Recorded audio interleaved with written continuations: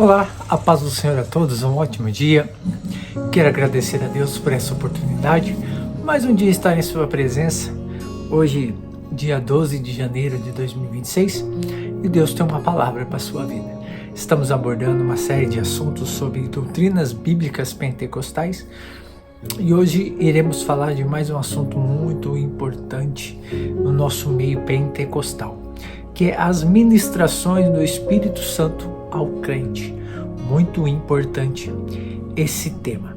O texto a qual nós vamos ter como base, segunda carta de Paulo aos Coríntios, capítulo 3, que diz assim o verso 4: E é por Cristo que temos tal confiança em Deus. Verso 6: O qual nos fez também capazes de ser ministros do Novo Testamento, não da letra, mas do Espírito, porque a letra mata e o Espírito vivifica.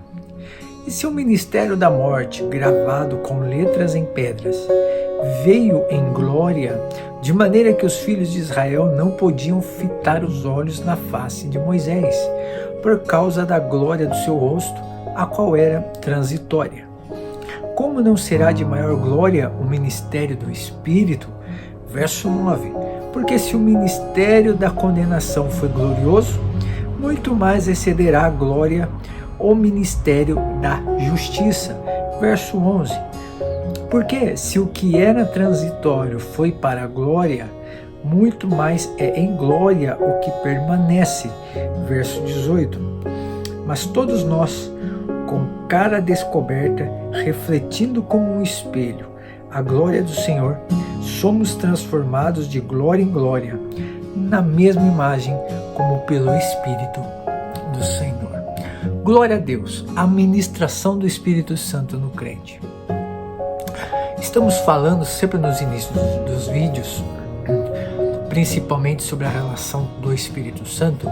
A gente sempre volta para a Rua Azusa, porque o texto apresenta um panorama histórico e teológico sobre a atuação do Espírito Santo, destacando tanto sua manifestação no avivamento da Rua Azusa, quanto suas ministrações na vida do ser humano e da igreja nos dias de hoje. Inicialmente, o avivamento da Rua Azusa é situado em um contexto de forte racismo e preconceito social. Quando ocorreu o avivamento, houve séria perseguição, principalmente de racismo e preconceito social. As críticas feitas por um jornalista opositor, embora negativas, acabam servindo como evidência do poder transformador do Espírito Santo, que rompe barreiras raciais, sociais e culturais, promovendo unidade e igualdade entre os participantes do movimento. Em seguida, o texto aborda a atuação conjunta da Trindade, Pai, Filho e Espírito Santo, na obra da salvação e da santificação. Ele destaca que uma das primeiras ministrações do Espírito Santo ocorre ainda no pecador não convertido, por meio do convencimento do pecado, da justiça e do juízo, bem como na restrição do mal no mundo, até o cumprimento dos propósitos divinos finais. O autor diferencia a atuação do Espírito Santo no Antigo e no Novo Testamento. No Antigo, ele é mais frequentemente chamado de Espírito, enquanto no Novo é identificado como Espírito Santo, enfatizando seu ministério de santificação na igreja, conforme ensinado em segunda carta de Paulo aos Coríntios, capítulo 3. O texto se desenvolve com duas grandes partes. A primeira trata das ministrações do Espírito Santo relacionadas à salvação, incluindo o novo nascimento, a habitação do Espírito no crente, o testemunho da filiação divina e a fé para a salvação e a santificação posicional em Cristo.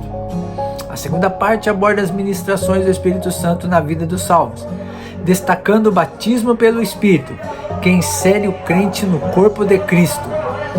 O batismo com o Espírito Santo como experiência de poder e evidenciada pelo falar em línguas. O fruto do Espírito, a santificação progressiva, a oração no Espírito e o selo e penhor do Espírito como garantia da salvação e a unção para o serviço cristão. Essas são as evidências da ministração do Espírito Santo na vida do crente. Na conclusão, o texto exalta a glória do ministério do Espírito Santo, que transforma o crente de glória em glória à imagem de Cristo. Por fim, ressalta que a operação do Espírito é soberana e incondicional. À disposição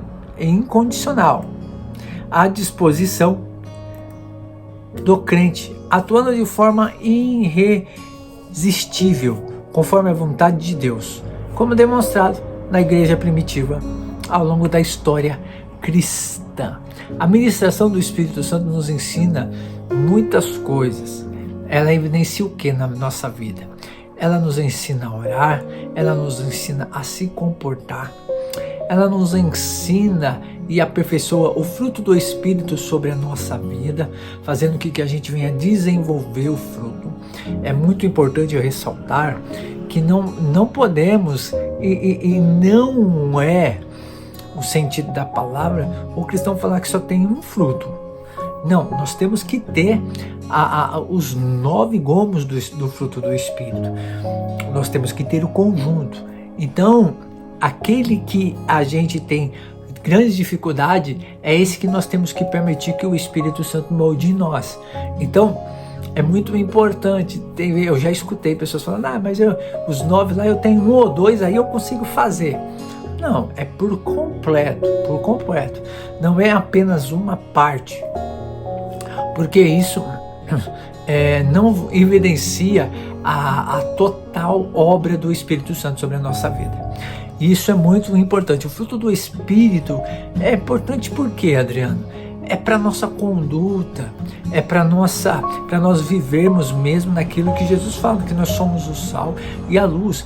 É para mesmo a gente praticar as bem-aventuranças, é para a gente praticar aquilo que Jesus nos ensina. Se alguém lhe bater numa face, entrega-lhe outra. É aquilo que Jesus nos ensina, amai vossos inimigos. E como que a gente consegue isso? É com um dom. Agora, lembra, com poder? Lembra, os discípulos, João, mas o seu outro companheiro que estava com Jesus, quando eles estavam caminhando, que encontrou vários samaritanos que começaram a insultar Jesus, eles até falam, Senhor, olha só, o poder de Deus sobre a vida deles, eles falam assim, Senhor, quer que a gente rogue ao Pai que desça fogo do céu e consuma os samaritanos? Não é essa. Jesus ensinou, não adianta ter poder se não tiver fruto. Não adianta, não faz isso com eles. Eles têm um propósito na vida deles. E aí que nós temos que ter o fruto do Espírito. O fruto do Espírito vai nos capacitar a viver contrário ao mundo. Quando todos dizem, precisa fazer represária, você precisa revidar alguma afronta, quem tem o fruto do Espírito entra na contramão e fala assim, não, eu amo meu inimigo. Não, ele está com sede, eu dou um copo d'água. Está com fome, eu lhe dou o que comer. Está com frio, eu divido uma túnica com ele. Então, essa é a obra do fruto do Espírito sobre a nossa vida.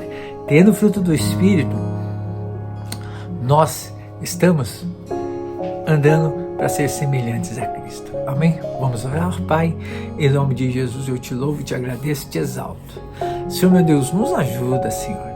Pois é tão difícil viver, meu Pai amado, conforme, Senhor, meu Deus, meu Pai amado, aquilo que a palavra e que o Espírito nos ensina. Mas, Senhor, sabemos que é necessário. Sabemos que a identidade do cristão, Senhor, é viver sendo guiado pelo Espírito Santo.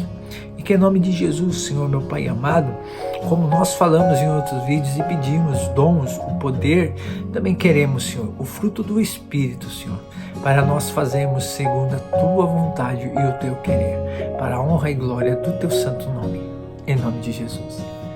Que Deus abençoe a sua vida, a sua casa, a sua família, seu ministério e sua saúde, em nome de Jesus.